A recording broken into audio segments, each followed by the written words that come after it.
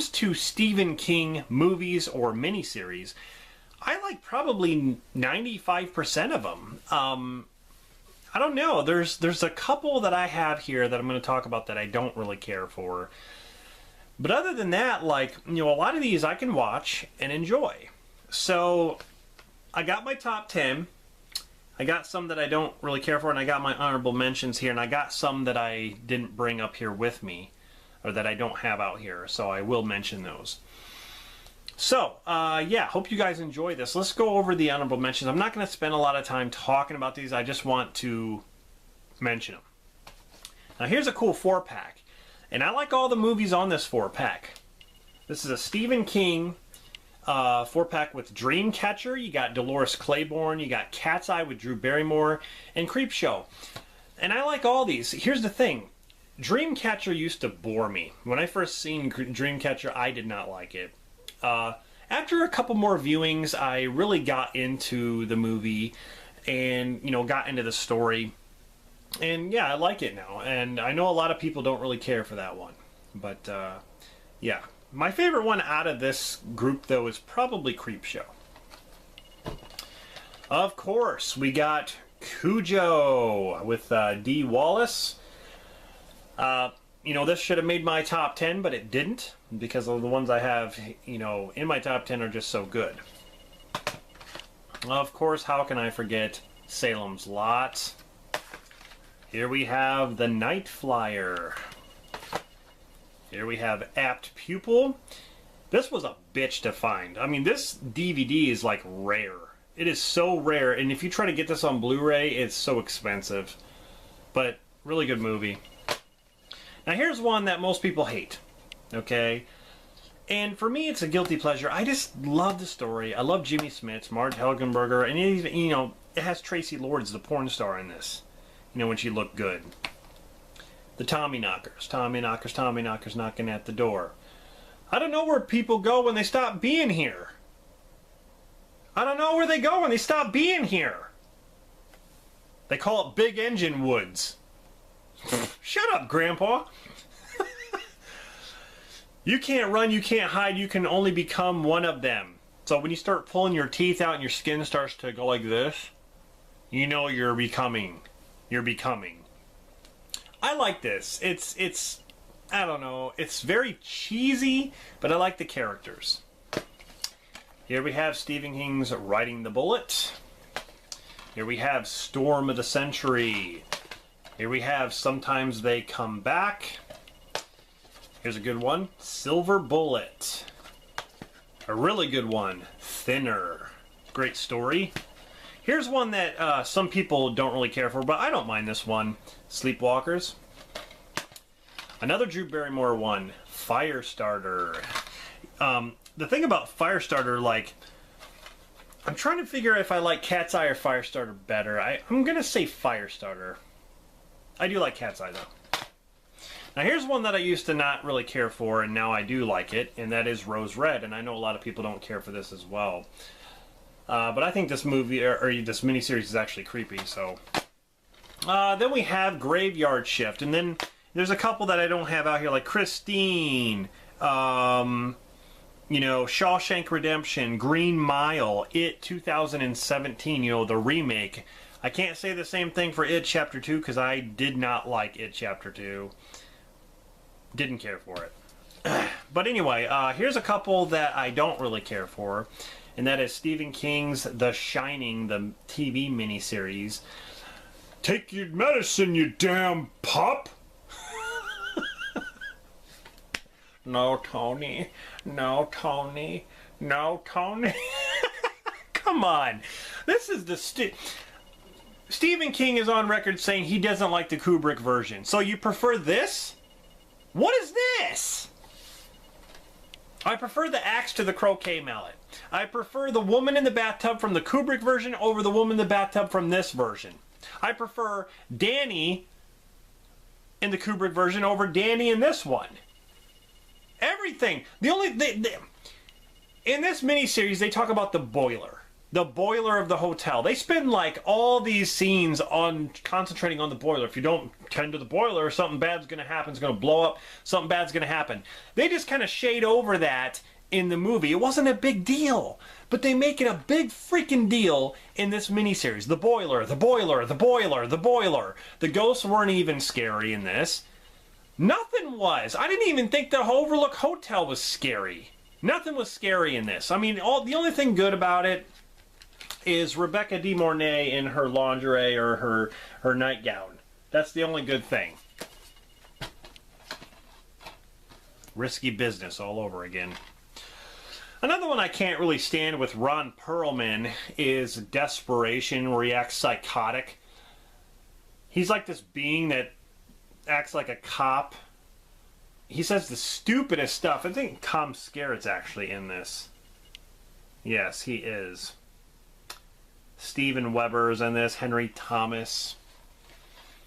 And it was directed by Mick Garris, and I think Mick Garris was the one who did The Stand, and I really like The Stand. I don't understand it. That's the movie. And then we have The Langoliers, which is the cheesiest one I've ever seen out of all these. The creatures in this, these blob-looking things that go like this, they look like a fifth grader drew it. I don't understand what is going on. I mean, some of the story's okay. I think you got Balky from Perfect Strangers in this. I don't understand it.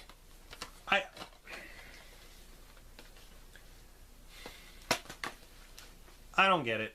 I don't care for it. Anyway, those are a couple. You know, there are probably more that I didn't mention, but those are just the ones I had out here. Now let's get on to my top 10. It's probably pretty easy to guess what my number 1 is. Those of you who know me, pretty much, it's no secret. I mean, Sean, I think, even had it as his number 1. So, all right. So coming in at number 10 is a movie that really surprised me when I first saw it. I wasn't expecting it at all. But great cast and awesome visuals, creepy visuals. And it is 1408 with John Cusack and Samuel L. Jackson. Kind of a psychological horror film. You know, he's in this haunted room and like all this, he sees all these ghosts and sees all these things happening, and you start to wonder is he just imagining these things? Is he going nuts? You start to think that he starts seeing things written on the wall and things. It's a creepy freaking film, this movie. I wasn't expecting it to be good at all. But this actually has a cult following. So, yeah, this one really surprised me. I really, really like it. That comes in at number 10. Number 9 is one of my favorite Brian De Palma films, and that is the original Carrie with Sissy Spacek and John Travolta. This is one of the most iconic performances in horror history because you have Carrie, this sweet, innocent girl. She gets pig's blood dumped on her at the dance. Everyone's laughing at her. They're all going to laugh at you, and they do. She just goes into this trance like this. And people start dying. She's able to levitate stuff and use her mind to move things. I'd be afraid. She is intimidating when she's just sitting there like, she's just like this. I'm sorry, Chloe Grace Moretz. I know you tried to be Carrie in the remake, but it didn't work. I didn't believe it whatsoever. That's where this one is better. 100% better. This one is, yeah, one of the most iconic. So that comes in at number 9. Number 8 is a very fun movie, and it is Maximum Overdrive with one of my favorite bands of all time, AC/DC. Hell yes. Hell's bells, baby. But it's got Emilio Estevez, one of my favorite actors that doesn't really do anything anymore. And it's got the Green Goblin truck that comes to life, and all the other trucks come to life, and they basically have to fight off these trucks at this gas station.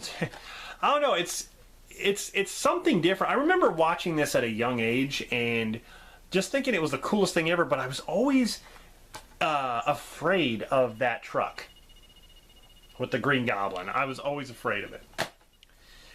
All right, so that's number 8. Coming in at number 7 is Stephen King's The Stand, which is the 4-part miniseries. It's a very, very long one, but this is a character piece. They go over the characters one by one. You got Rob Lowe, Gary Sinise, Molly Ringwald, a fantastic cast.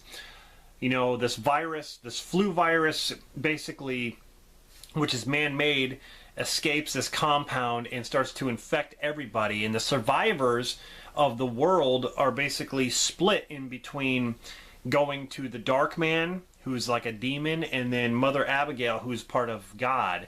It's like good versus evil. Really, really cool. And like, I like how they focus on each of the characters, and they get their moment, they get their story.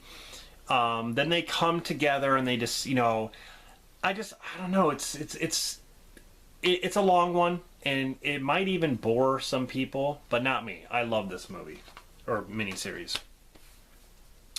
Coming in at number 6 is a movie that kind of disturbed me when I first saw it, because I did not think it would go that far. And that is Children of the Corn with Peter Horton and Linda Hamilton. Peter Horton looks just like Michael Bay in this movie.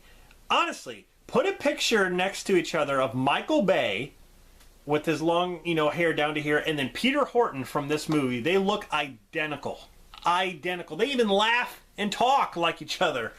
Anyway, Linda Hamilton, she pretty much made this film, but, you know, you have Isaac and Malachi who are in charge of these kids who kill the adults right in the beginning. They're sitting there in the cafe, they start killing them, and Isaac's in the window going, he's a creepy dude. Like, he's like this. Like, what the hell, Isaac? Did not give you your lunch money for school? Jesus. No reason to kill everybody. You know, they're in the corn doing rituals. He who walks behind the rose, and Isaac is pretty much in charge of this. It's like a cult of kids. And it goes pretty far. They actually kill these kids. You know, this one kid's trying to escape, and he's in the cornfield, and like, you see blood going everywhere. Yeah, they take it pretty far in this movie, and I love it. I loved it from the very beginning, and yeah, it's just a really, really cool horror film, and it spans like so many sequels. I've lost count, and I don't think any of them even hold a candle to the first one. So that's just my opinion.